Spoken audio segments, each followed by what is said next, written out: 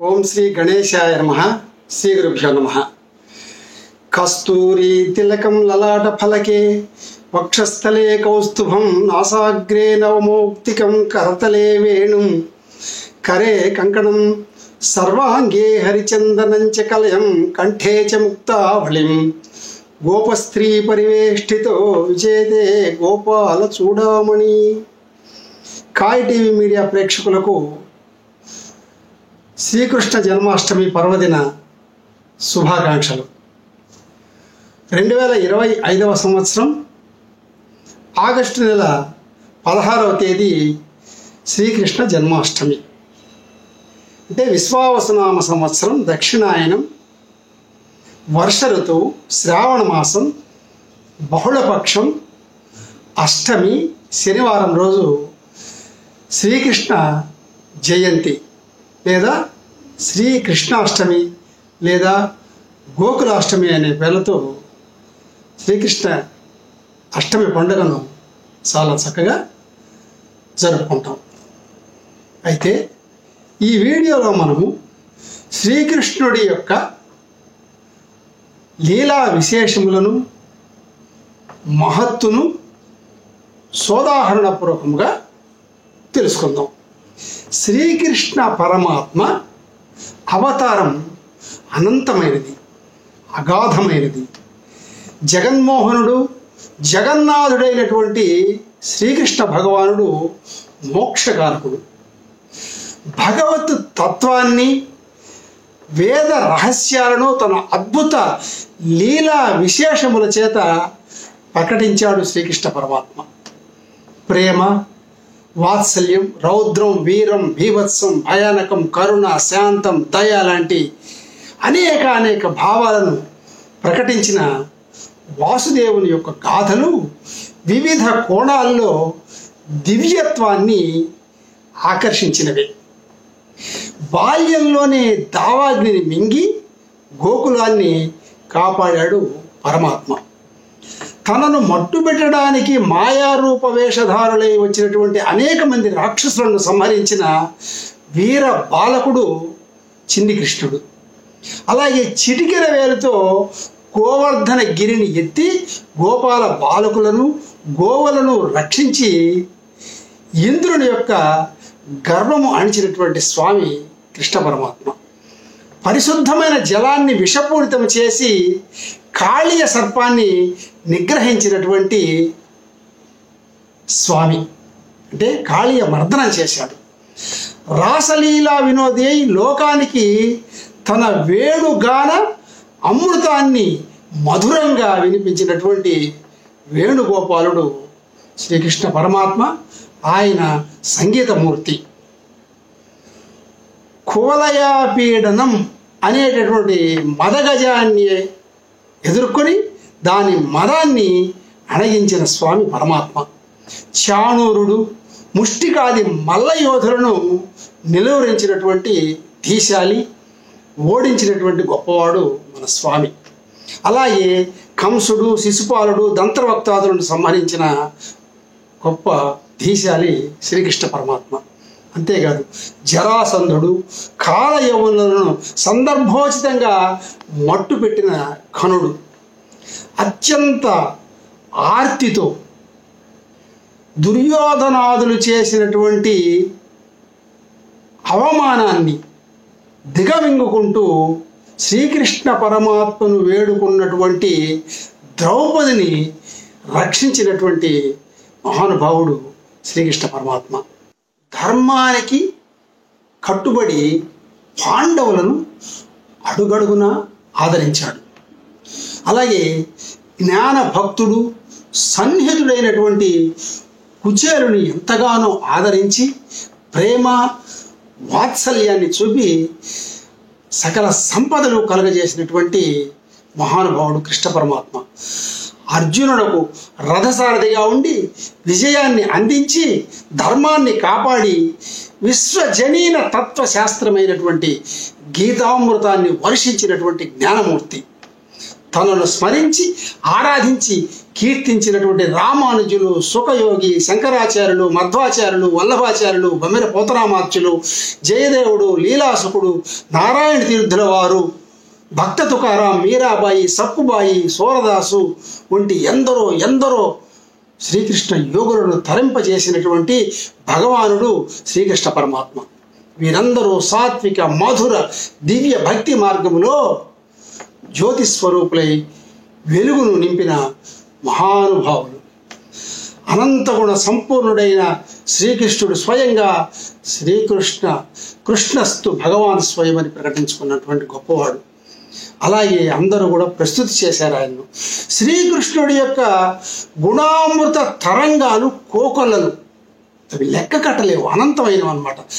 సత్వగుణము, సమత, కౌశలము, ధైర్యము, దమము, శాంతము, కాంతి, క్రాంతి, శౌచము, దయ, శాంతి, సంతోషము, అతిశయము, త్యాగము, సంపద, శౌర్యము, మనోబలము, గాంభీర్యము, ప్రతిభ, దక్షత, సౌభాగ్యము లాంటి ఎన్నో గుణాల గల స్వామి ఆరాధన మహాపుణ్యబలం అని చెప్పి అందరూ కూడా తెలుసుకోవాలి. అలాగే 18 అధ్యాయములు గల భగవద్గీత భారతంలోని భీష్మ పర్వంలో ఉంది.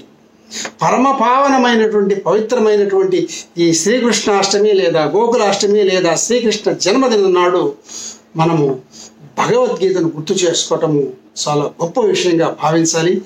అందరూ చదవాలి, పఠించాలి, వినాలి. సచ్చిదానంద స్వరూపుడైన శ్రీకృష్ణ పరమాత్మచే ఈ గీత ఉపదేశించబడింది. భగవద్గీత వేదస్వరూపం, అలాగే వేద సారం. గీతను ఆశ్రయించిన వారికి వేగముగా తత్వజ్ఞానము అలవడుతుంది. అలాగే వరాహ పురాణంలో సాక్షాత్తు శ్రీ మహావిష్ణువు భూదేవికి ఈ భగవద్గీత యొక్క గొప్పతనాన్ని గూర్చి చెప్పిన తీరు అమోఘం అండి. అది ఇప్పుడు మనం గమనిద్దాం. భగవద్గీత సర్వోన్నతమైనటువంటి పరబ్రహ్మ విద్య. ఏ మానవుడు 18 అధ్యాయములను ఏకాగ్ర చిత్తంతో క్రమం తప్పకుండా పారాయణ చేయనో అతడు జ్ఞానమును పొంది జీవిత పరమపద సోపానాన్ని సులభంగా అధిరోహిస్తాడట. గీతాధ్యయనం చేయు వారి పాపములు పటాపంచలవుతాయట.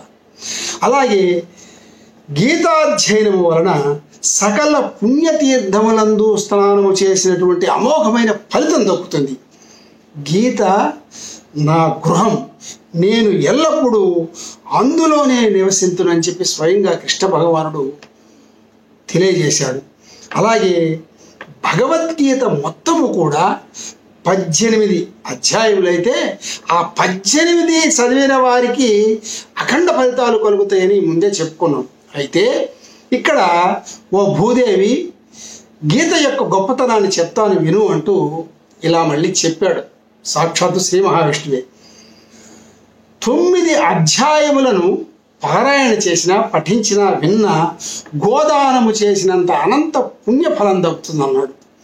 అలాగే 6 అధ్యాయములను పఠించిన, పారాయణ చేసిన, చదివిన గంగా స్నాన ఫలం దక్కుతుందన్నాడు. అలాగే 3 అధ్యాయములను పఠించగలిగినప్పటికీ సోమయాగ ఫలం అన్నాడు. అలాగే ప్రతిరోజు 1 అధ్యాయం చేయగలిగితే క్రమం తప్పకుండా వాళ్ళకి రుద్రలోక ప్రాప్తి కలిగి కైలాసంలో పరమేశ్వరుడి దగ్గర ప్రమథ గణాల్లో ఒకరిగా నిలిచిపోతారట. ఎంత మహత్తరంగా చెప్పారండి. అలాగే 1 అధ్యాయం కానీ 1 అధ్యాయంలోని 4వ వంతు కానీ అనేక సార్లు చదవగలిగితే ఉత్తమమైన మానవ జన్మ వచ్చి ఎంతో చక్కగా జీవిస్తారంటున్నాడు. అలా కాకుండా గీతలోని కేవలం 10 శ్లోకాలు కానీ 7 కానీ 5 కానీ 4 కానీ 3 కానీ 2 కానీ చివరకు ఒకే 1 శ్లోకం కానీ లేదా 1 శ్లోకంలోని సగభాగం కానీ గీతాపారాయణ చేసిన, విన్న, అర్థాలు తెలుసుకున్న, గీత చదవాలని పరితపించిన వాళ్ళకు చంద్రలోక ప్రాప్తి కలిగి అక్కడ 10,000 సంవత్సరాలు ఆనందంగా సుఖిస్తారటండి. కాబట్టి గీత యొక్క గొప్పతనాన్ని అందరూ గ్రహించాలి. పరమ దుర్మార్గులైన సరే గీతార్థములను వినుట వలన వైకుంఠ ప్రాప్తి కలుగుతుందని చెప్పి మనకు తెలియజేయడం జరిగిందండి. అంతేకాదండి, మరణ సమయములో గీత విన్న వారికి సద్గతులు కలుగుతాయట. అలాగే సర్వకాల సర్వావస్థల యందు ఎవరు గీతార్థములను మననం చేసుకుంటారో వారు జీవన్ముక్తులు.